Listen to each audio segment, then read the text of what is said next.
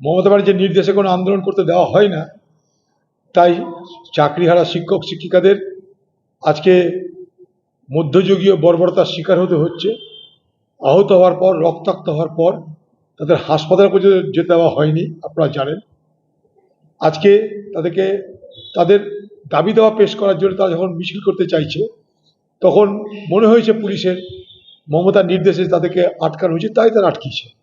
শিক্ষক শিক্ষিকাদের উপরে যে ধরনের অত্যাচার হচ্ছে, আমি অবাক হয়ে যাচ্ছি। একজন শিক্ষক তার মধ্যে মারা গেলেন, তাদেরকে আজকে সরকারকে উত্তর দিতে হবে কেন এই মৃত্যু হচ্ছে।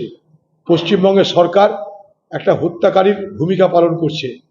আমি বলবো, এই শিক্ষক মৃত্যুর জন্য যদি কেউ দায়ী হয়ে থাকে, সেটা পশ্চিমবঙ্গের তৃণমূল সরকার এবং মুখ্যমন্ত্রী মমতা ব্যানার্জি। তারা হচ্ছে প্রকৃত হত্যাকারী। ঠান্ডা মাথায় তারা এই হত্যা সম্পন্ন করছে। জানি না আরও কত শিক্ষক শিক্ষিকার